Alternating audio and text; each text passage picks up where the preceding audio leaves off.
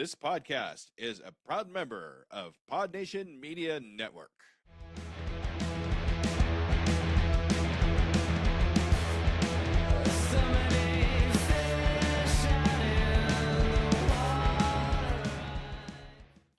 Welcome to Franchise Addicts, the podcast that covers every film in a given franchise. My name is Luke. And I'm Chris. And I'm Peter, and if I had to communicate with these heptapods, I would do these what is this? Can you guys guess what that is? Is that a crocodile? Sure. I was going to say snake. All right, now what about that? That is, oh my Camel. gosh. Is that Nick Nolte after... Nick Nolte after A Night on the Town? Yeah. Sure. I got it. Yep, that was it. Perfect. Now we can start our communication. I used to do this one. That's his eye right there. I don't know. And that's Shadow our tease puppets. for the film that we are covering today, which is 2016's Arrival by director Denis Villeneuve. Phenomenal movie. Heard of him? Heard of him? He's only been making one of the biggest franchises in the world right now, Dune. Came back and remade it. Canadian-French filmmaker who has kind of been, he's probably a top 3 must-see his new films in theaters director over the past decade. Yeah, he's established himself as one of the auteurs. Now, so there's Prisoners. Like, have you seen like all of his films? Like Enemy? I don't know if I've seen Enemy. I think Enemy is the only one I have not films. seen. That's the Jake Gyllenhaal as twins playing 2 roles. Okay. It's supposed to be good, but no, I think I've seen every film but that of his. Or maybe, Sicario. I'm sure he has a first film that I haven't seen that I don't know the name of. Quite the guy. Quite the very established tone that is, I think, evident and appears in all of his films, which I'm excited to talk about. This is a good one. I think he's gonna have, if I were to just make a prediction about movie legacy, I think he's gonna have the Dune franchise. Obviously, people are gonna be watching that for as long as Dune's popular as a book. I think Sicario is gonna stand the test of time. Totally. It's an incredible look at a situation that, like District 9, that will never stop completely. Mhm. And then I think Sicario, that's one of those movies I like where the main character that we follow is not the driver of the story. They're just Exactly. along for the ride, which is such a cool take in movies. Love it. And then I personally think this movie, Arrival, will stand the test of time. I think it's just so well constructed. It takes this idea of, alien invasion, completely inverts a lot of the tropes. And I think just visually, it's, some of the coolest stuff you'll see. There's a couple shots in this that, Inception maybe did something as cooler, but this movie is kind of sneakily doing amazing tricks with the camera that you don't really see in a lot of films. There's phenomenal. There's great work with lighting, and by that I mean clouds and sun, which we'll get to later. That I really paid attention to. And things started to unfold in my mind, much the way that the character gets it. But just upon rewatch, this was a very interesting rewatch for me. Having only seen it once 10 years ago. That was the first time and only time I saw it was in theaters 10 years. I think this has, so it's crazy to say this is 10 years old. Mm-hmm. And I feel like it's stood that test of time.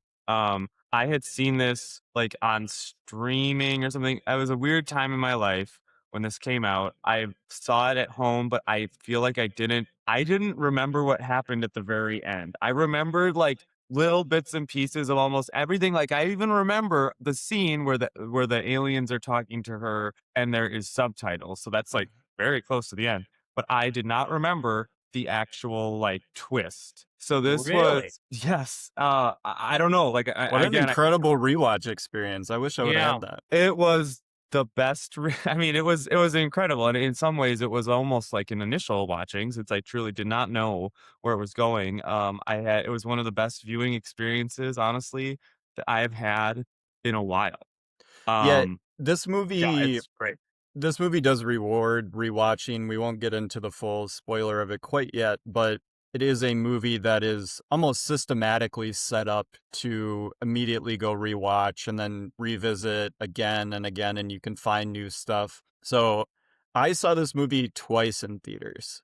It was one of those where I went and saw it, I think by myself, because I knew the director. I had seen some of his stuff before, and I was like, oh, this is cool, sci-fi, Amy Adams, and I'm a big Jeremy Renner fan. And was just so blown away that like the next couple of days I was just telling all my friends, like, you gotta go see Arrival. This movie is unbelievable.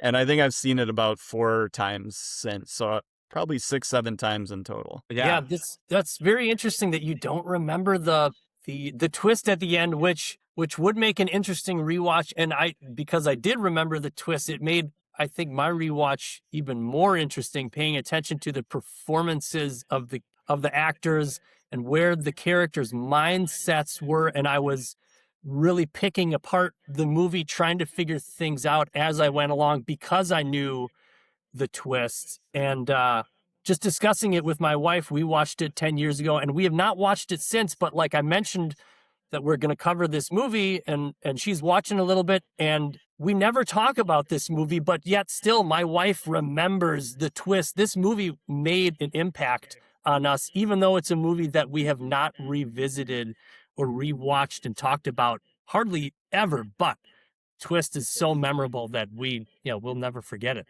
The way that the film peaks at the end, the way that, and it's actually funny because is not unlike me. I watched it in 2 parts. I just had to stop. It was the same day. It was like there was like a 45-minute intermission, but I basically like stopped right up until things. It was like the perfect point. Like I think I stopped it after like an hour and 15, and I rejoined it essentially right shortly before she gets taken up to the spaceship. So like it was just like all like teeing up, and then this crazy ending, which you brought up Christopher Nolan, and I did think of Nolan with the time travel aspect of it all. But just, I mean, the layers, like it's like a perfectly crafted dish, whatever, that just like everything hits at the exact perfect time, and the emotional experience and payoff and impact. Oh my God. And the score is so beautiful. We will get to it. So I'll do some housekeeping. We'll set this bad boy up. So this film came out in 2016. Again, the director, Denis Villeneuve. The writer, screenwriter, is Eric Heiserer, but it is based on a book by Ted Chiang called Story of Your Life that was written in 1998. The screenwriter, Eric Heiserer, I believe, was pitching it for almost a decade. Really? And it was deemed too smart of a script and that people would not understand it. They were wrong. This movie has a budget of $47 million, and it grossed worldwide $203 million. So a big success. Movie over $100 million, even if you're adding in the worldwide, is still a very successful for a sci-fi, like very heady film. Very much. And I think it just shows the talent of the director. Not to say that the screenplay is bad or in any way. Like the screenplay is really, really tight, very solid. But the visuals that get added to the story that bring it to life is kind of the magic of this movie. So Amy Adams was the first and only choice for Villeneuve to play the main parts. She accepted within 24 hours, famously. And then they brought on Renner as kind of the second banana. The ship interior was on a set that was 50 feet off the ground. So much like Nolan making these huge practical sets so that his actors kind of are feeling more in the moment, more a part of this magical realism that the director is creating. And then the other big note from Villeneuve is he wanted this film to feel like a bad Tuesday morning, just like a normal day where class gets interrupted for this monumental news. And he wanted it to feel every day, but yet earth changing all at the same time. Very 9/11. I wonder, so you mentioned the script. They thought was too smart. This sounds like a type of challenge that Christopher Nolan would want to take on. Is there any rumors of him wanting to do this movie? Because I think it takes an expert to construct something that all of us can understand, even if the material is like difficult or heady and hard to piece together. It's absolute masterpiece, and I feel like Nolan would be interested in this kind of thing. But For sure. to Villeneuve, I mean, incredible masterpiece. And then the score this is kind of a sad story. Jóhann Jóhannsson, who did the I looked him up, Sicario yeah. score also, he had worked with Villeneuve on some of his past movies before Arrival. He died 2 years after this, at 48 years old. Wow. And he wrote the score without seeing any of the cuts from the movie. He wrote it based primarily on the script. Wow. That's insane. Do you And- do you hear when you watch Dune? I feel like Villeneuve is like, hey, Hans Zimmer, can you do your Do a best little bit. Jóhann Jóhannsson impression? That's what I get. Yeah, I totally, yeah. And this score is just it does bring you into the world. It has parts to it that are very Nolan-esque with the bwam, Yeah. and Hans Zimmer a little bit obviously. But I think that without the score, and to hear that the score is based primarily on what is actually happening from a script standpoint and not just with visuals, makes the script sing even more. How does one even do that? How often does that happen in Hollywood? Not watching the film to start to construct this. This is crazy sound. I wonder. Yeah, I feel like that might have happened for the guy that did Poor Things, but that's that's speculation. A quick aside though, there's like an emotional I believe it's violin piece that is played in the beginning and the end. It might be sprinkled in through other times. It's very prominent at the end, which is for the big emotional, like, hit you in the face. And I was watching it and I was like, this is Max Richter. It is. It has to, and because I'm thinking Hamnet, I'm thinking The Leftovers. I'm like, this, and it's so effective. Like, I mean, I feel like that. Well, whenever Hamnet- the Leftovers needed to like go to a gut punch, they just brought on the Richter. boom, and I was like, and like Hamnet is great. The end of Hamnet is made like incredible by the score, in my opinion. And this, I mean, again, all things are firing in this film. All things are firing. But like that just is like the final piece that like will bring someone to tears and like just completely push it over the edge. And that little piece is a Richter piece. That like the Jóhann Jóhannsson, I guess, did everything else, and a lot of the very, very cool atmospheric stuff. All of it which is so cool and like alien-esque and harkens back to like ancient language, even with some of like the chanting and stuff like that. But yes, of course, that real heartstring tug is our guy Max Richter, which So educate me on Max Richter. Is he the actual performer who's performing on the instrument? He's the composer. He's Okay. done a lot. He's kind of like he's one of the big guys, along with So one of my Hans Zimmer and the guy that there's a few, but yeah, he's a And Yo-Yo Ma. yeah, Max, yeah, the stuff that Chris listed as his other works, Max Richter, he also did an incredible reinterpretation of Vivaldi's Four Seasons that, if you like classical music, is very fun.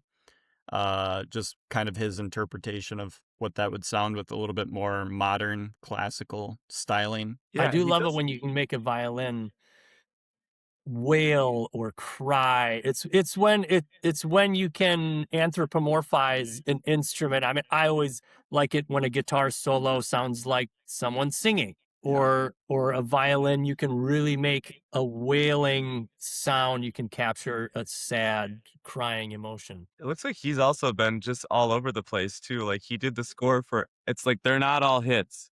Ad Astra, Great score, which great movie. didn't see it. Chris didn't see. The Apple TV series Invasion, did not see that. I'm kind of aware of it, but anyways, he's awesome. Oh, and he famously, my favorite episode of Black Mirror that Luke always trashes me about, Noah's Dive with what's her name? Bryce Dallas Howard. First episode, season 3, when Netflix took over. I love it. That's a Max Richter score. And you can tell because honestly, he's great, but the scores are like kind of reminiscent of one another. Yeah. It's He has a very distinct style that comes through. Beautiful. Heartstrings. Love the So score. part and parcel with the score is our intro camera work, where we are kind of panning up to that lakeside home. Beautiful home. I mean, Beautiful shout out to that house. Wow. Fucking, Oh my what is that God. on Zillow? That is a hot piece of property. Amy Those Adams was making floor-to-ceiling some windows? money from Damn. that college. No, I bet you that when Forrest Whitaker is like, oh yeah, you remember that job where you're like doing Sanskrit or whatever she was, that must have She got paid for paid. that house. She got paid. She's big shit in the linguist world. But that pan up, the lighting that's used, very blue, very cool colors, and it pans up, and then at the end, obviously, comes down onto that same setup in the same house, and now you're seeing it from a different perspective. And immediately we are just like, from the first shot of the movie, I'm like, okay, yep, we're in. This is the ride we're going on. And then the ships come, and it is a very distinct ship. It's a very distinct image, much like we talked about with District 9, with that huge ship hovering above the city the entire time. We have this kind of elongated egg oval-y, almost like a seed shape. Is it 2001: A Space Oddity? It's got to be a wink to the definitely a wink. obelisk. Yeah, but I mean, it's its own thing. It's awesome, but also like, hey, large, black, ominous thing. I do want to highlight the fact that this is like the opposite of Independence Day, where the opening shots of Independence Day are showing us that there is a ship coming. They show the ship. This movie is much more focused on the people. We don't get to see the ships until we've established that they've positioned themselves in 12 different cities, and the characters are just talking about this event that's going on, but we do not get to see the ships first. We get to see the human reaction to it, which and cool. This is a very character-driven movie, specifically the Amy Adams character, and you get her backstory, what she's been through with the loss of her daughter to a sickness, and that's when we meet her, and her characteristics are understood as a mourning mother who is, just kind of going on with her work. And either Chris or Peter, you brought up 9/11 when you're talking about that scene in the on the college campus. Yeah. Where nobody's in class, and one of the students on their phone is like, oh, turn on the local news, and they flip to it. And like, I mean, I was only in 4th grade when 9/11 happened, but everyone has the same story of sitting in a classroom and having the teacher wheel the TV in and like just showing you this monumental, like, life-changing news. We definitely had that. We sat and watched the news, except for one freaking teacher. She was an absolute troll, economics teacher. And she was like, we are going to be doing class as normal. And we're just like, what the fuck, lady? We want to pay attention to what's going on in the news. God. I was in Milwaukee High School of the Arts just for that one semester. And I had one. Are you tired of the coffee crash? Still jitter an hour after your morning cup of coffee? Listen. I used to drink 5, 6, 7 cups a day to just keep going. The anxiety, the stomach pains, the afternoon crash, it was brutal. Then I discovered Rise Coffee, and everything changed. Rise has less than half the caffeine as regular coffee, but here's the magic. It contains 6 organic mushrooms, including cordyceps, lion's mane, and others that naturally sustain your energy without the jitters or crash. We're talking sharper focus, immune support, better gut health, and calm, sustained energy that lasts all day. Plus, it's organic, vegan, and has 0 added sugars. Unlike other mushroom coffees, Rise is USA grown in California. A full spectrum of mushrooms per serving that actually works. Here at Pod Nation, we only partner with brands we actually believe in, and Rise Coffee is the real deal. Head to risesuperfoods.com and use promo code PODNA15 for 15% off your order. That's PODNA 15 for 15% off. Ditch the crash. Fuel your day the right way with Rise Coffee. Honors English did that, but yeah, we were seniors. Peter and I were seniors in high school. If you want to date us, ask his wife first, though. Am I right? Go to date it. But no, it was quite the realistic portrayal, I think, and just the panic. And I love that. Yeah, you don't even see the little Jaws, right? Like you don't see the ship until they actually get there in Montana. Like I feel like there's maybe like a little peek that you might get, but really you don't see it until they get there. Did we ever get explanation in the movie as to why they positioned themselves in the places that they did? Did I miss that? Are there internet theories about that? What's the deal? I don't know if I ever ran across an internet theory. I did like the jokes that Jeremy Renner in his voiceover gives, where they're like they all had a hit single by this random person was top of their charts. It's very cool and mysterious, which this film goes for that area, goes for that. Uses mystery. Just like a very layman's idea is that they are fairly evenly spread out throughout the Earth. If you see the overhead of the map, they are like if you were to map the distances between, they were covering a majority of the Earth in all different parts. And obviously that comes in key to the end of the movie and what the overall message of the film is. So Forrest Whitaker comes in and he is kind of our get us up to speed character. He is the colonel coming in from the U.S. military, obviously with these ships appearing out of nowhere around the Earth. The militaries are kind of taking the lead on what are we going to do with this. And we get the first interaction with the alien through sound, just with sound. We don't see them. We don't know what they look like. We know nothing.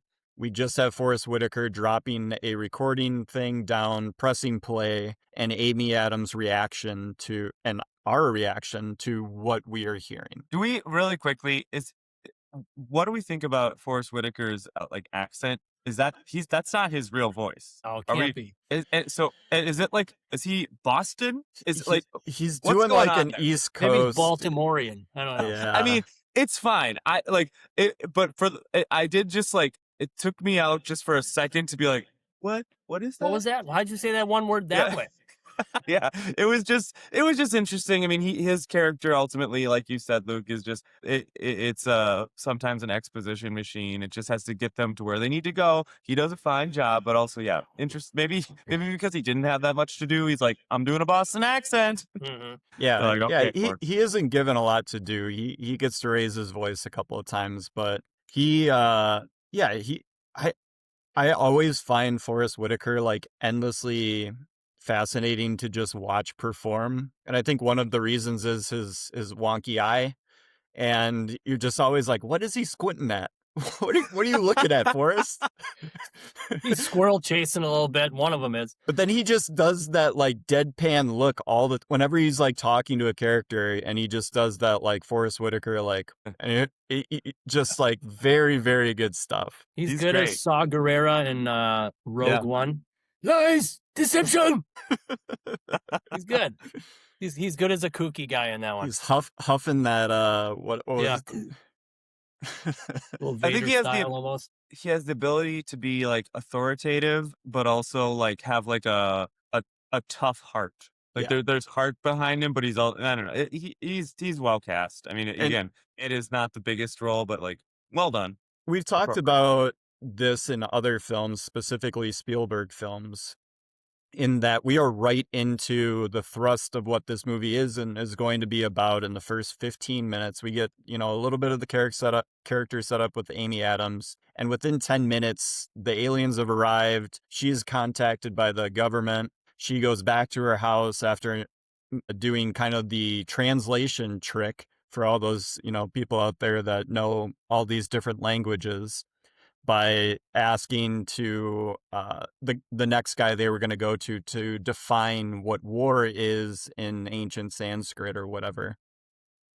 And then we cut back to the house. She's hanging out. We get the chopper coming over the head. Forrest Whitaker knocks on the door, and Amy Adams gets to do the like, oh, what did he say? And she gives the definition that professor gives, and Amy Adams is like, I would translate it as like a disagreement over goats or whatever it was. She's very adept at tricking people when she needs to. Yeah, she uses language to trick people. For example, the whole story of the Aboriginals and the kangaroo is completely untrue, but she needed to get some kind of point across, her point about completely understanding these things before we move forward, and she's a very clever character. When she does the sentence diagram, when they give her the statement that they want to get to, which is what is your purpose here, and she defines each word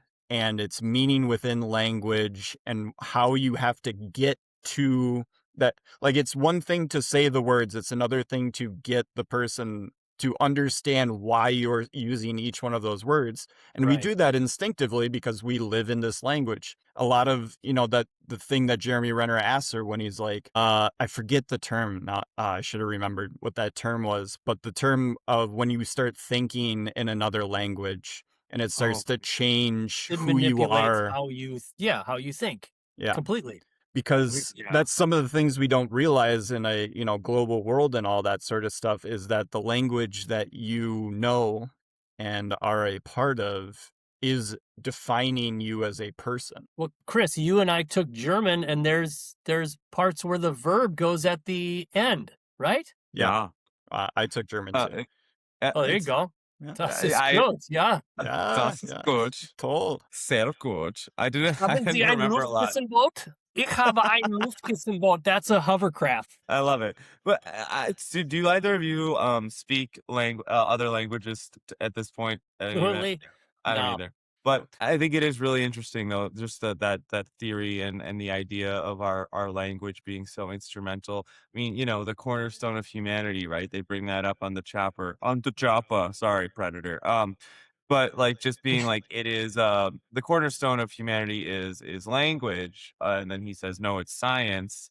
But of course, setting up what will be something that goes on for the rest of the film. But just like that is so true. And like language is how we set our perceptions, and our perceptions are our reality, and our reality is our experience. And right away getting into some really heavy ideas that like the film will briefly talk about, but then also it gives you stuff to like leave the film and like think about, and like presents these ideas that like you might not have really considered, or maybe you did, but like it brings up such a rich tapestry, I'll say that, but of ideas and just like behind the evolution of language and what's behind it. Well, one of the videos that I watched doing prep for this show by someone way smarter than I am, because I would not have thought of this, is just if you take the way our language is written, English for one, is that we write from left to right. We are literally discovering the future as we write left to right on a page. So the next letter follows the next letter, follows the next letter, follows the next letter, and you can only look back on the past. Whereas the alien language is a circle. So there is no start, there is no end. Time is not a function of that language. Like if you were to read English in a circle, you wouldn't know what was the starting word and all that sort of stuff. But to them, it doesn't matter. So that is like a literal textual way, like imprinting way of how language changes our perception of just time. It's from True Detective said it best: time is a flat circle. Consciousness was a cruel trick. Very, God damn that all line. of it, like, don't make me go Russ Cole, baby. Oh, you got some beers you could just take apart and fashion into little toy soldiers. Oh boy, he was right. But seriously, I mean, funny also, but like these are awesome concepts, and just it's really, like you say, heady stuff. Also, it is crazy that this film was so successful. I think for the right person, this is like an amazing film. For example, my 22-year-old son started to watch it with me, and this is a quiet film. This is a movie that is about aliens, but like it's not like it's just it's you have to be ready for what this film is and what it is not. And I think I mean, yeah, I don't know. I think do you think some people were very let down, turned off by this? I'm sure there were, yeah. I don't want to be friends with those people. Especially if you see suck. like a movie like Sicario, which does have action set pieces and like is violent and stuff like that, and you go, "Oh, that guy's making an alien film? Like that's going to be sick." And then like the first hour and 15 minutes is just like talking. I mean, for sure, it's a very quiet film. Like I have a sound bar like pumped up all the way. The like, sound is not quiet, and the sound is very atmospheric. Sound is very loud. The Yes. score, that is. For sure, but like, as far as like, I mean, for example, we don't, there's one explosion that we do get, but it is it's calm, and I think there's like a cold clinical sensibility that he has. Not to say that there's no heart or anything, because there absolutely is, but I think we can even see this sometimes in like Dune. Like it's just like I don't know that like there's like a tone to his films, and I don't even know. Like I'd have to go back for Prisoners and Sicario, but like it is calm and calculated and not very emotional. Like I mean, he has a very David Fincher energy to. Yeah.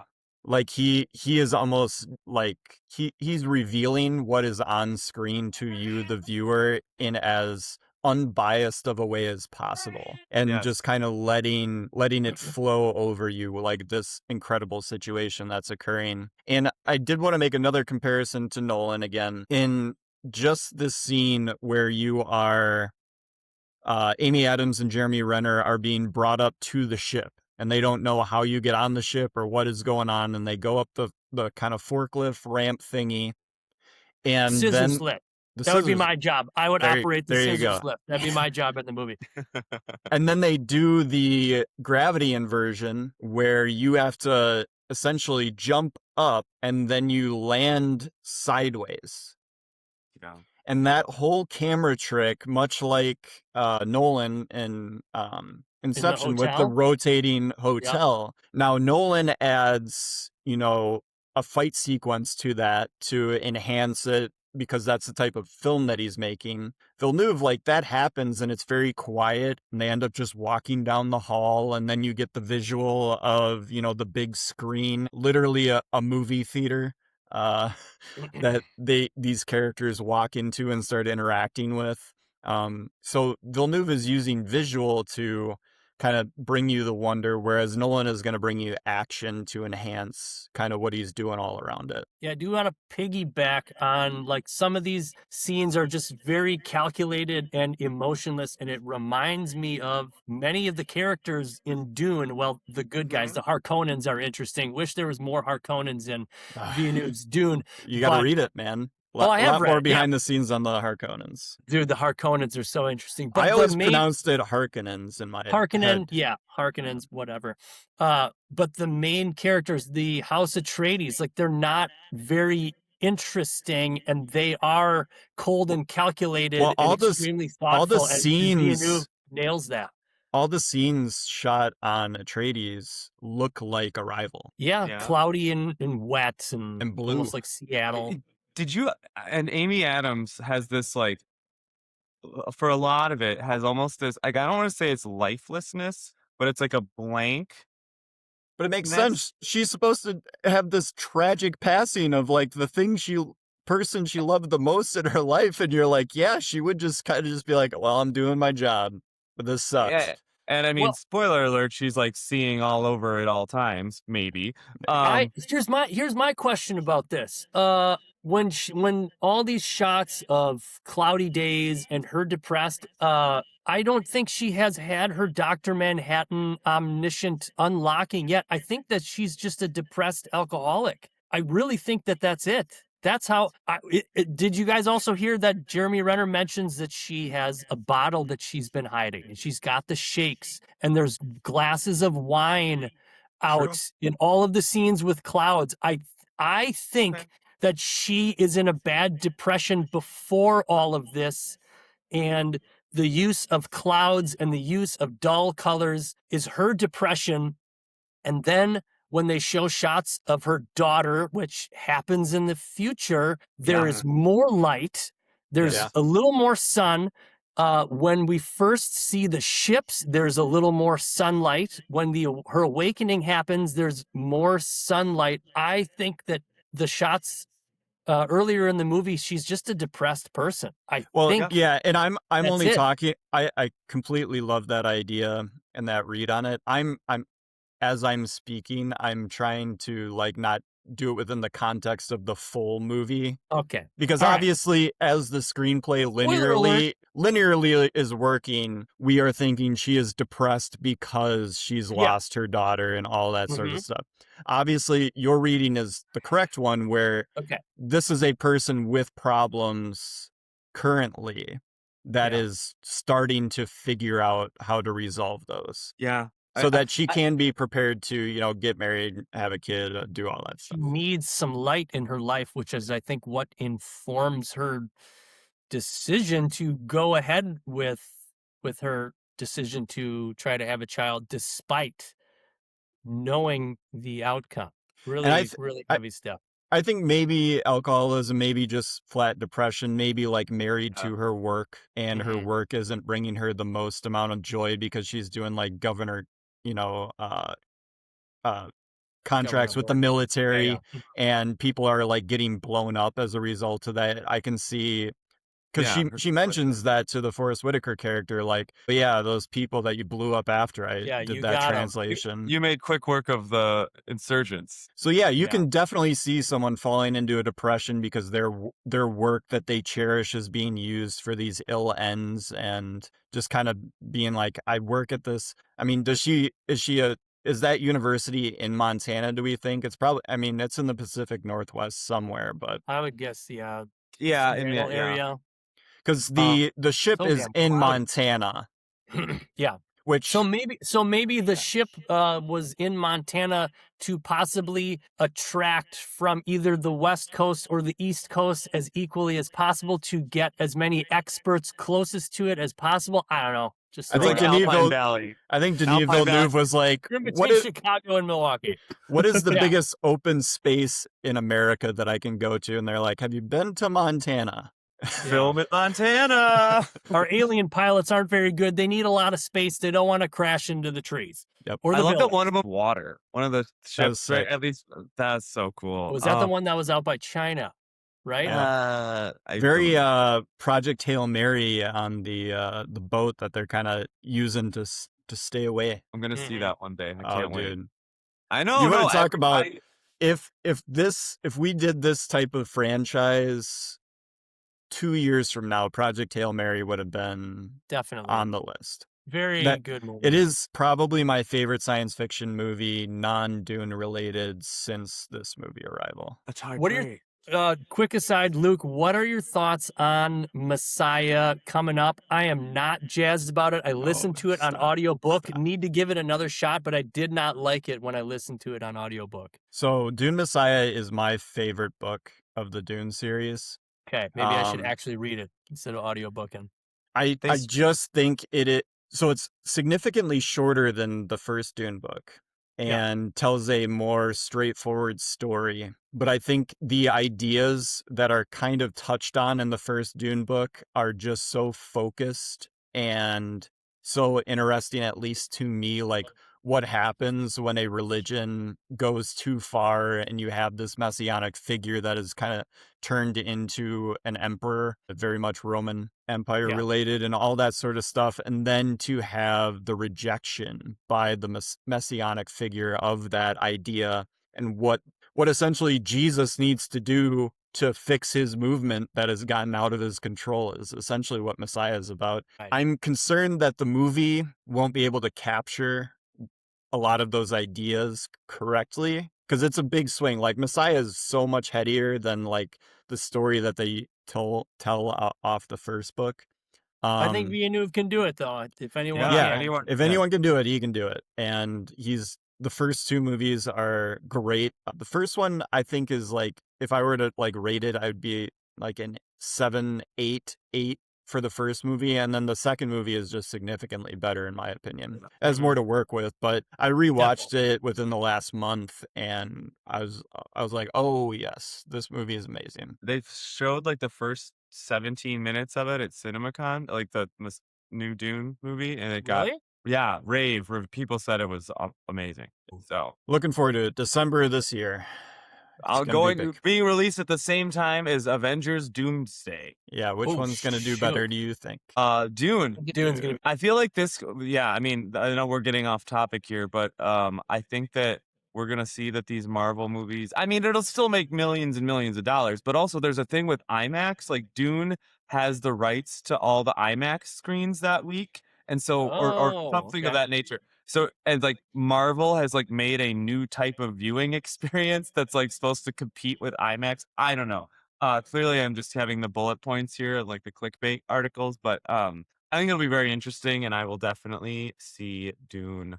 So I have a couple structural things to talk about with Arrival, and then we can get into the full picture, the full transcendence of time that we are taken through in this film. Does the kind of action plot piece with the kind of rogue guards that are listening to all these alt-right figures on the line talk about it? We gotta send a shot across the bow. And that's right. Listen, here's the truth. If it's not something you love to do, automation is mandatory. You didn't start your podcast to spend hours editing clips. You started it to create, connect, and grow your audience. But here's the problem. Every other platform works with video podcasts, and manual editing eats up your most valuable asset, your time. That's where Opus Clip changes everything. Upload your video, and Opus Clip will automatically find the gold nugget moments, auto-clip the captions for the best parts, perfect for TikTok, Reels, and Shorts. 1 hour-long episode becomes 10, 20, even 30 viral-ready clips in minutes. The tool even predicts each clip's viral potential, so you know exactly what to post. No more tenuous editing, no more wasted hours, just you staying in the place that you love to be, creating content that matters. Head to podnationopus.com for your free trial and get back to doing what you do best. Stop editing and start creating now. It's Alex Jones. Fear. Do you think that part works to help us get through the middle of this film and towards the end? Yeah, you definitely need some kind of conflict. That was a highly suspenseful scene that I was just like, is this clock really going real time? What are you doing, Villeneuve? But are the aliens must be pretty telepathic if they could sense that there was a bomb in there, maybe without having seen it, or they can read the minds of the soldiers. How powerful are these aliens? Well, they can just they see everything. So they knew they knew the time. Yeah, right. It doesn't have to do with telepathy. It has to do with their life experience in knowing the future. Yeah, right. Time is a flat circle, baby. Obviously. Yeah, and their ask that we find out is they're like, we are going to need your help in like 300 years. 3,000 years. So it's like, so they're seeing the full picture all the time. They know exactly how much time they have in each situation, and they jet them out. Great shot on the explosion, switches to that slow-mo to show the effects of no gravity and them just getting rocketed out of there. I don't know how they survive that. But they do. And then the last structural thing is, I think the CGI is kind of not great. The scene when she goes up to the ship to get the final bit of information, does it Her work? hair looked like the fox's hair in Disclosure Day. Yes. Yep. Or the wolves in Frankenstein. Yeah. Always the wolves in Frankenstein. To comment, I'll do just a second on each of those. I thought that the insurgent, alt-right, whatever, is barely touched upon, which is fine because I don't think we need it to do much besides, like, as you said, just kind of move the plot along. And I think if they would have done more with it to flesh out, like, who who is that guy? I mean, that the soldier guy has like one scene where they're like, "Daddy's gonna be killed by the aliens," to kind of show that, and then he's listening to like the Alex Jones, Rush Limbaugh character, and that's it. Do you guys think that that's enough? Do you want to see more? Do you want to see less? What do you think about that? I mean, I kind of agree with that, and it really wouldn't take much. It would take a couple of different extra 20 seconds probably for fleshing out a couple of those characters and their motivations. So like I feel like some script writer or director could do that very efficiently, literally like 40 more seconds and two different pieces leading up to that. Probably could have done it. I would agree with you, Chris. I was a little worried. I'm like, did I forget that there's this weird, almost too long subplot about these guys trying to blow up this alien ship before we can get the message across? And I was very satisfied with the amount of time that it took up. I was like, oh, that's enough to drive the plot forward. It's not too much that it becomes like a main thing within the movie when you think about it. And I think it's effective.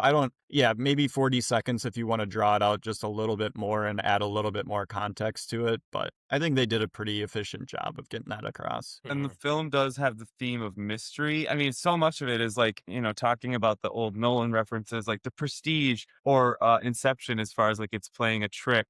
And that's not really what's happening with this alt-right insurgency thing, but like we're showing you this and then now it's gonna, it's a magic trick. But it is just, they show just enough. And we don't know what, after the bomb went off, I was like, oh, what is this bomb about? And then they kind of say, oh yeah, it was the insurgents.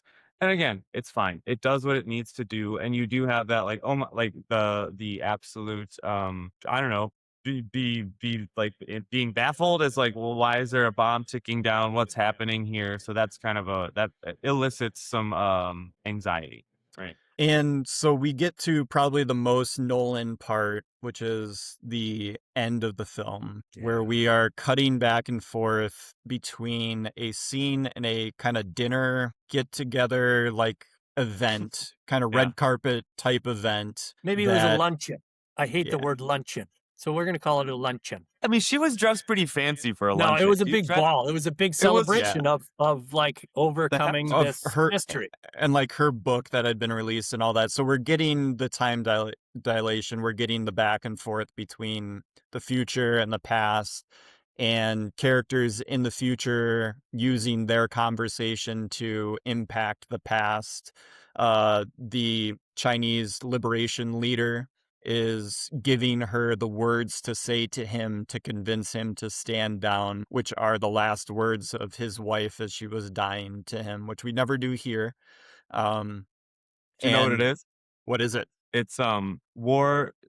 It's something along the lines of like, war has no winners, only widows. Because I've listened to something where they and it is interesting too. Like, again, in Mandarin, that might right?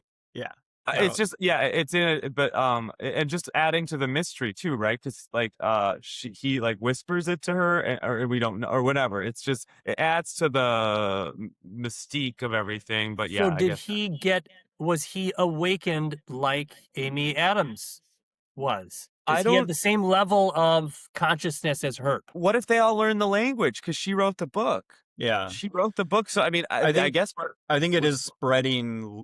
As people interact with the language, the ability to understand time through that language is coming off on people. She's just had it for longer. She's had it for the entire time. And she, she says she says that stuff to him to like be like, whoa, I'm for real. You have to listen to me. And here's, I have your special cell phone number and all that stuff, which is just very cool time travel, plot exposition. So this brings up the point of the construction of this movie.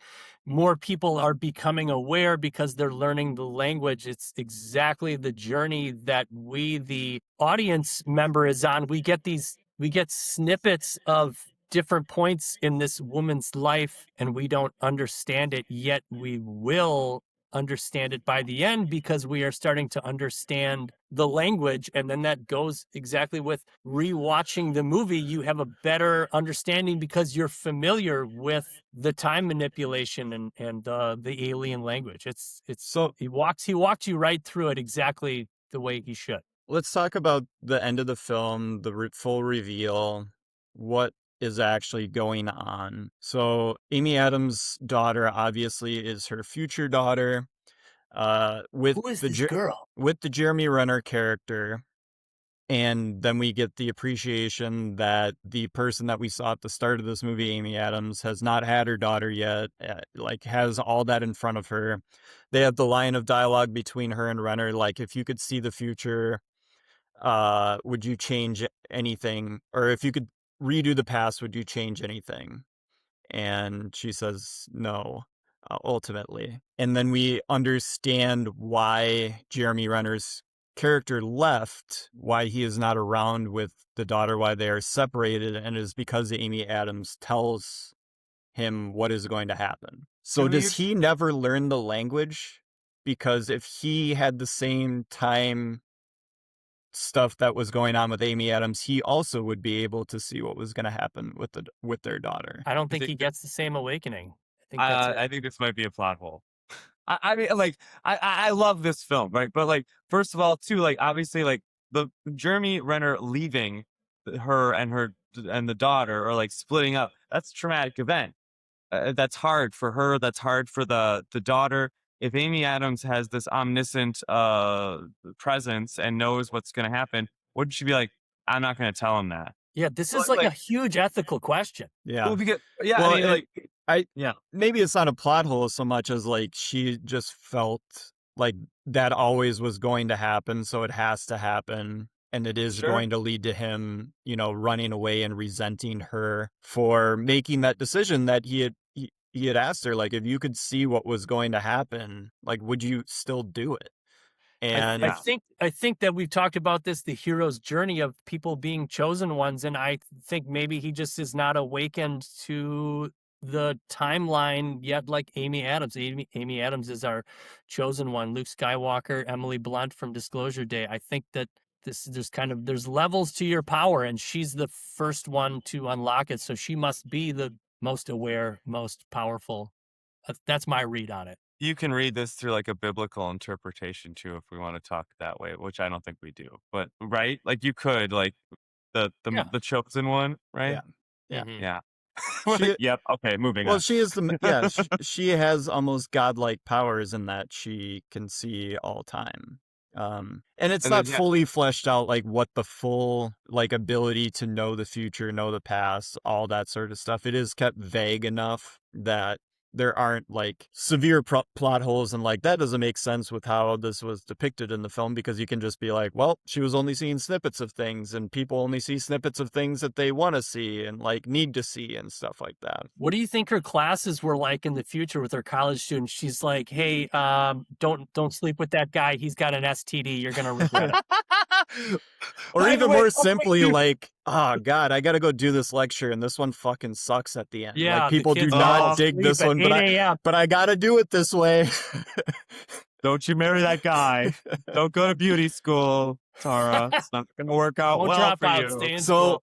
I had texted you guys that I love this movie unabashedly. Every single bit and piece of it, I think, is fantastic. I will reflect that in my overall ranking. But I do not like one line of this film. Oh, And yeah, I it was is curious at the about this. end. Oh and yeah, it that's right. You is- said that. It is the last line of the film, I believe. There might be one more after, Oh, no, I but glitched it's out. the Jeremy Renner, "Do you want to make a baby?" And I'm Oh. like, oh boy. Peter We left. lost He was He's disgusted. like, nope, I'm out. I'm on, Is- and for that reason, I'm out. Okay, so you did like I think that. it is way too just like hammer, meat, nail. Like we get it. We understand what's happening, I think visually, thematically well enough. And I think that line just kind of runs really flat, where it's just like, yes, you're going to have a kid. We know this is going to happen. We don't need Renner being like, do you want to make a baby? This is for this. I mean, I wonder if it's almost like a studio note. Like we want to. We have to really make this clear what's happening. Yeah, which I mean, fair. I don't know. I mean, like I didn't mind it as much. I feel like, but I see like it's I cackled. I was like, oh, there it is. There's that line. So as far as Jeremy Renner lines go, there is while I was watching a little bit of this with my wife, it's a seemingly insignificant line. It's when Jeremy Renner's about to pull his hazmat suit off. He just simply says, and it fits well with the scene. He said, "Everybody dies, right?" Yeah. And I was like, oh my God, that's it. Because a minute earlier, my wife and I are discussing, do you make this decision of having a child who's going to die? And my wife said, everybody dies. Everybody's going to do that, have that happen to them. So why not have a life, have a positive thing in your life? Because everyone's going to experience the end. So that was just like awakened me. My wife was just nailed it. And then he said that line a minute later. I was like, oh, that's it. Well, when Amy Adams has that scene scene with her daughter kind of by the lake, where she kind of tells her without telling her what is going to happen, that there is this rare disease. Right. And, she goes through like, you're the bravest, strongest person that I'm almost getting choked up right now. Strongest person that I know, and to just go back and like all of the scenes with the Max Richter where they're like, doing the fake cowboys and Indians in the yard, and just all those moments that as a parent, and the sun is out and you just would, those scenes. You're like, I would never give back those moments. And it's like, would you give it back to not have to suffer through the loss of your child later on? And she ultimately chooses not to. And like, those are the reasons why. Like, you can't, like, that's something you're never going to get back if you choose not to have that kid. And that's the emotional stamp, right? Like this film does all these awesome heady things, talks about language, does this, but then at the end, the emotional pull is like, like life will be painful, but you must do it anyway. Or you can choose to do it anyways. The beauty, the sadness, the score, the kid. See, I mean, this is all like recipes for like, oh, would you like Chris to lose his shit? Or like yep, like put all these ingredients in. I mean, it's I couldn't help it. Like it's again, and I used to shit on like Clint Eastwood movies because I'm like, they're just pulling at heartstrings. But I think that this one does so in such an artistic, beautiful, like this just worked for me on the deepest level. And I feel like it, especially as a father, as someone that's gone through relationships that have been joyful and that have been, ultimately maybe tragic is too intense of a word, but very sad. I mean, people that we've lost in our lives, like this just hits. This is one of the most core facets of our humanity, right? Yeah. And so why could Jeremy Renner's character not handle this? What's the difference between Amy Adams and Jeremy Renner? This is an open-ended question. I mean, it probably just goes back to the professions. It is the master of language versus the master of science, the man that sees only math and sees probably from a utilitarian perspective, like why would you do this? Why would you bring this person into the world to just suffer? And he doesn't. That's it. Got it. He doesn't want that. Whereas Amy Adams is, through her memories and stuff, giving you the reasons why she would choose to suffer that. Quick note too. Yeah. Really, just apparently the original story that this is based off of is very much in the line of determinism. Like, so there's like no choice. It's just like things will happen. And actually, I guess the daughter dies in a rock climbing accident. So something that you could potentially like avoid. I guess the screenwriter did not like the hard determinist mood and made it more about choice, which I think was a brilliant, amazing choice for him to make, and makes it like this. It makes it the emotional gut punch that it is, and is ultimately so rewarding. Yeah, and so the original script, the ending was that the alien septopods were actually giving them actual stuff. Like the United States got faster than light travel, and China got like a life-saving device, and apparently Villeneuve and the screenwriter just kept on being like, that's too pop No, sci-fi, we too don't need pop it. sci-fi, No, we it's don't not need what the it. movie's about. And so Nope. they just ended up dialing in on language being the gift. Yeah, perfect. That goes with the whole tone. We don't need superhero shit. Like, this is not a superhero movie. This movie, while it is about fantastical aliens, like, it's not a.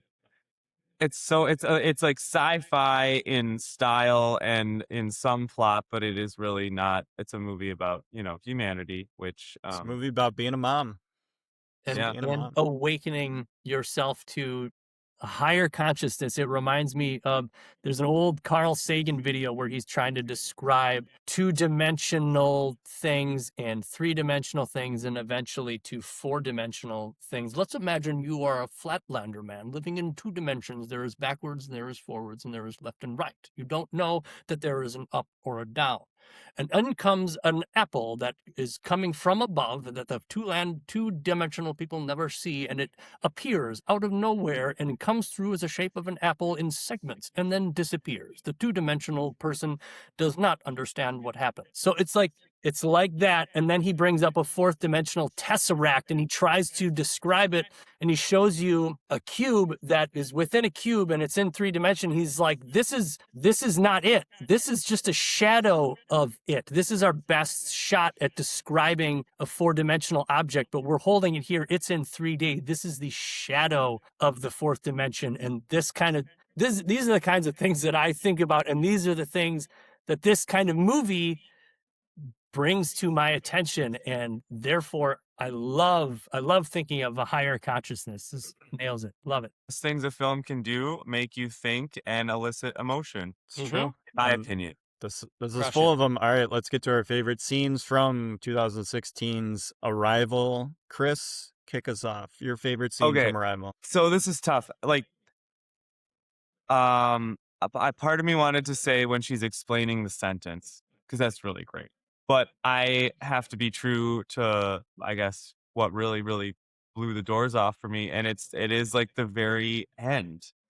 The end specifically, I mean, oh gosh, I mean, so hard to pick. Like, do you pick when it's being revealed of how she met up with the Chinese leader and all of that, which is more of the cool Nolan time travel? I think that's really cool, but I think what ultimately I'll go down to is the end where we're also being revealed of like, no, this kid is going to happen in the future. When we get that part of that piece, that last piece, and that, when you really get down to the I'm making this choice and life is hard and life is tragic, but it's worth it and it's beautiful. You can't beat it. And so that's it. Gold. Peter? I would specifically, I mean, there's obviously all that stuff that Chris mentioned, but I think the point for me specifically is when the line is mentioned by the heptapod, Luis sees future. And that's when we've been in just this cloud of like depression and mystery about her daughter dying. And then when that line is spoken, the gears start to turn as they have walked us through the fact that these aliens speak in sentences that are complete from beginning to end, and that they see their own timeline from beginning to end at all times. And that is the moment where the viewer gets a little gets the hint, gets the gears turning that this might be what is happening. She's having a timeline awakening. That's my favorite scene.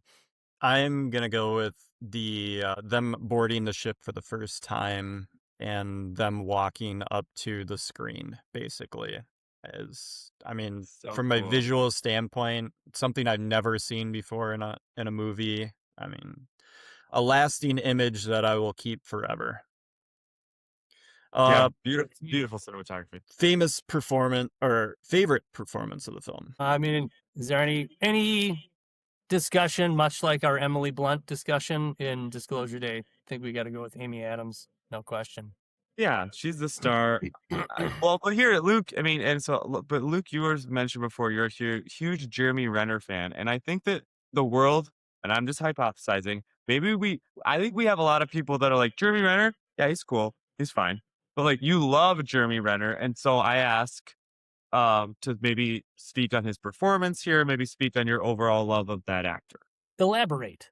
So Renner, especially in this movie, he's a very giving actor. Like, he's a good scene partner in that he will match whatever you're doing. And I think he does a good job of taking a step back, letting Amy Adams have the camera focus on her. He is very subdued in this. He just seems like a guy who is a scientist that kind of is attracted to this super smart lady, And but is attracted.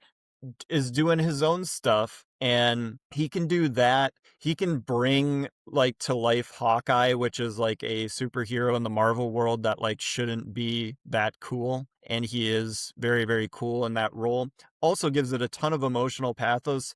The second to last Avengers with Avengers Endgame, when it opens with him after the blip. Ooh, that's a Like, good part. that is who you go to in that crew to land that emotional weight. I think he plays being a dad really well. Good point. I love him in Hurt Locker, where he's doing the more crazy, like, eyes wide role. I love him in The Town too, where he plays like almost a perfect like Boston tough guy.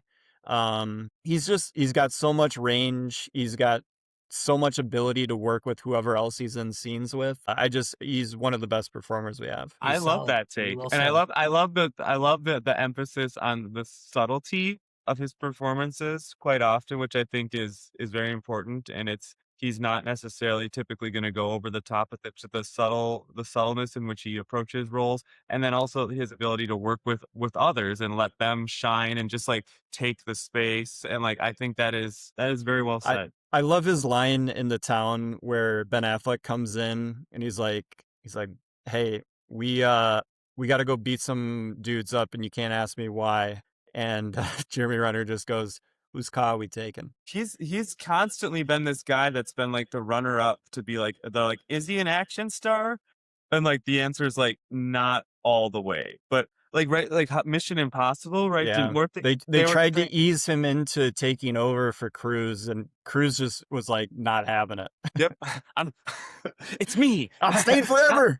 You can't stop me. Did he also do a Jason Bourne type? Yes, he did. Yes. Yeah, he was going to take over for Damon, and then Damon came back and reclaimed it. Yeah, that's it. Maybe he's hard to so knock good. off those guys. Yeah. Maybe he's so good that these big actors start to see what he's about to do, and they go, no. The egos are like, nope, I can't let him do it. He's gonna do it better. He's gonna be better than me. Yeah. Okay. And then Renner, being the gentleman that he is, it's like, go do your thing. Have your flowers. I don't mind. He also started his own app, so he might be a crazy person too. Are you on the Jeremy Renner app? You can discuss all things Jeremy Renner. I actually co-founded it with him. My stock options are not looking great right now. Shit. Needs another hit. So MVP, I'll give my performance to Amy Adams also. She is the center of the movie. It was written for her. Oh, after all that Jeremy Renner talk. Renner is a great supporting character. He's a great character. That was great flowers to Renner. Quick question. Is this the best Amy Adams role? Yes. If this is the Amy Adams Mount Rushmore. She's in Talladega Nights in a small role. That was her best one. She's in a lot of shit. She works. She works. I mean, she's Philip Seymour Hoffman's wife in The Master. That gives him a very sad great in that movie. Yes. Yeah. I mean, she's a wonderful actor. I mean, you can see her now doing like a soap opera role in the Cape Fear show on Apple TV, where she does an over-the-top Southern accent, and the entire show is actually a soap opera, but has a lot of A-list stars. But away from that, yeah, I mean, this is just she's so quiet. Like, another thing that I was thinking, and again, this is all part of the film, and this works to the style, but like, she's talking to the aliens, right? She's like, what do you think? Well, like, speak up. Like, do you think the aliens can hear you? Like, she's just very soft spoken, right? I'm doing my one simply does not walk into Mordor hand. There you go. Not to criticize like who she is in real life. I'm sure she's a very, very intelligent lady, but she plays intelligent super well on screen. Like when she's diagramming that sentence and everything, and like being a professor in front of a classroom, I'm like, yeah, I would sit in a class and look at Amy Adams lecturing and being like, yeah, this lady knows what she's talking about. She's right. Not that I look at women in general and go, they have no idea what they're talking about. I just think people in general are of base intelligence, and there are some people that transcend. Good save, Luke. I thought you were a total misogynist right there. Just attractive enough. Yes, she's just attractive enough to listen to. If Oh she my was God. sexier, I'd start to be like, I don't know. Probably doesn't actually. Bad. Just No, kidding. not good. That's a parody. Not that kind of podcast. That's a parody, not the Manosphere. Okay, keep going. MVP. I'm going to go with Jóhann Jóhannsson. Totally put me in the movie, especially those early scenes in the dark hallways, the gravity manipulation, the giant screen. Definitely, I think this movie is not as good without Jóhann Jóhannsson. Sad that his career could not be longer. I'll say Denis Villeneuve, which is obvious. I mean, I could also, but I'll just go with, because it may be the screenwriter. I mean, it is really well written, but Based on a book. Not that adaptation isn't an art in itself, but it's not an original screenplay. Well, yeah, but just like Luke, you mentioned this when we were talking beforehand. Like almost every shot is interesting. We talked about these little potential, like I'm not going to even call them plot holes, but like the little things that you have to be like, oh yeah, just believe this. Yep, they figured out this language and they have a computer system. But like it's all handled with such master preparation, from the score, from the cinematography, everything is put together so well that you believe all of it. Like none of it comes into question. You're just being shown, like, from the beginning, you're like, this is a master at work here. Yeah. And he's an amazing filmmaker. I'm really excited to see the rest of this guy's career. Like he's one of our, I'd say, most exciting filmmakers working today. I think he's the new Spielberg. Maybe with a little bit darker subject material. Colder, maybe a little colder. Yeah, but still. But he's definitely can still land the emotional punch better than anyone. I think he's, with Nolan, the best filmmaker working right now. Sorry, Tarantino, you don't make enough movies. I'll make that 10th one day. And he talks shit about Paul Dano or what? Like what's that? What the fuck? But there's no disrespecting Tarantino on this podcast.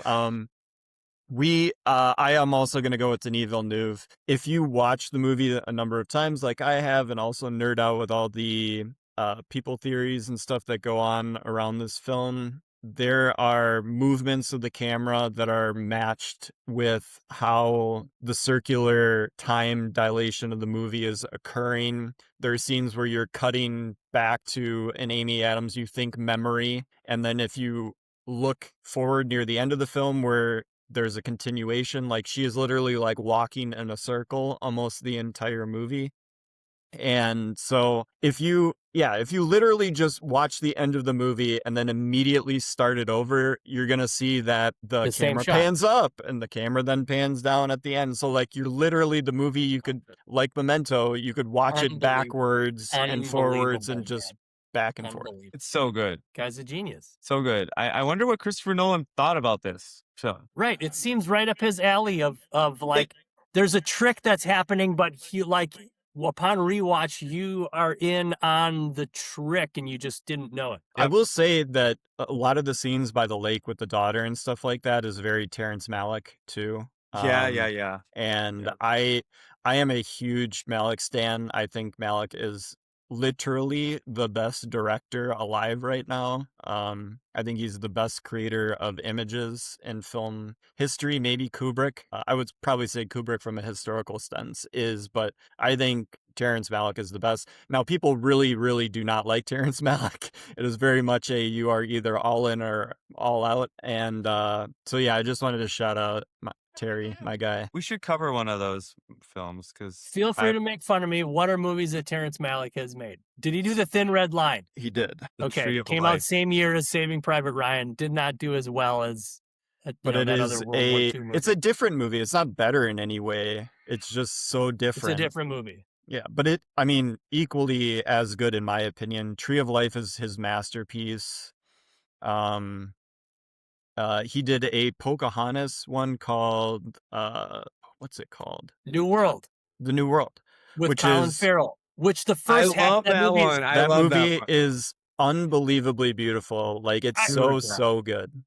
I saw that in theaters, and I feel like it kind of went the way it was supposed to. Like you love the first. I loved the first half of the movie, and it was just this wonder, and then it was just the second half of the movie was just this stuffy ass English bureaucratic life. Just I was like, oh, that's not nearly as fun as being in the wilderness. The very That's what I end thought. the very end of that film sticks with me. I saw it 15 or 16 years ago. I've seen it only once, and I watched it by myself. And just that ending again, score, like I see some similarities in just this grand, like whatever climax or whatever. Oh my God, beautiful. And I there's so much I don't know about that guy and his films, and I want to learn more. So Luke, maybe we'll be able to.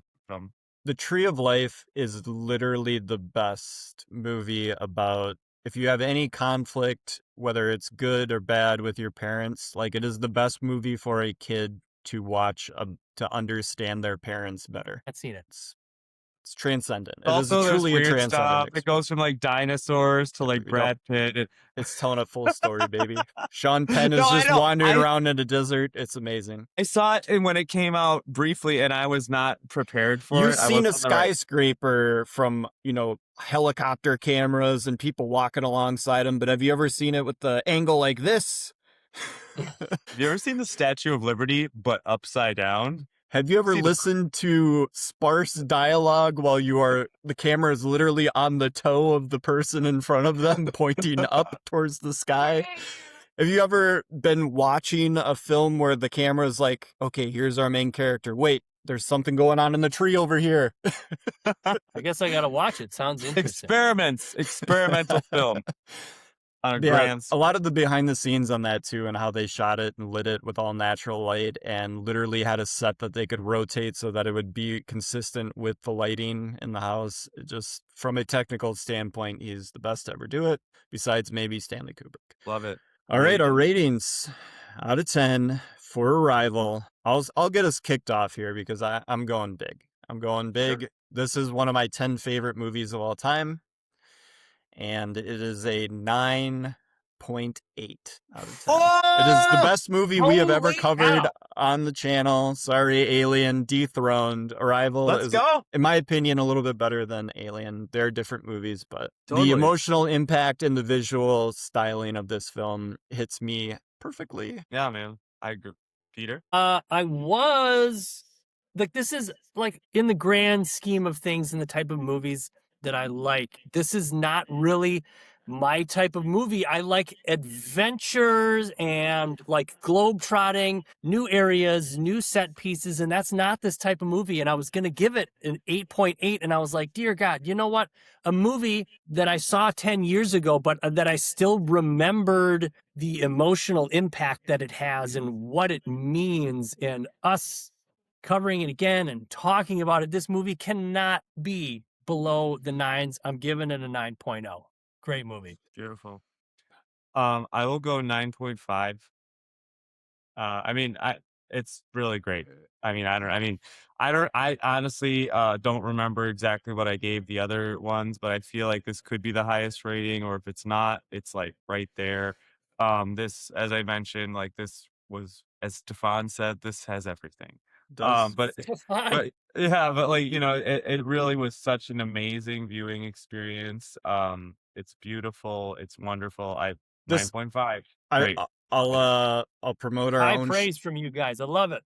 I'll promote our own show here, but if you like listening to Chris and I talking about the more emotional parts of movies and how it connects with us and makes us feel, check out our Before series, where we covered Before Midnight, Before Sunset, Before Sunrise, all of those. Still gotta watch those movies. So good.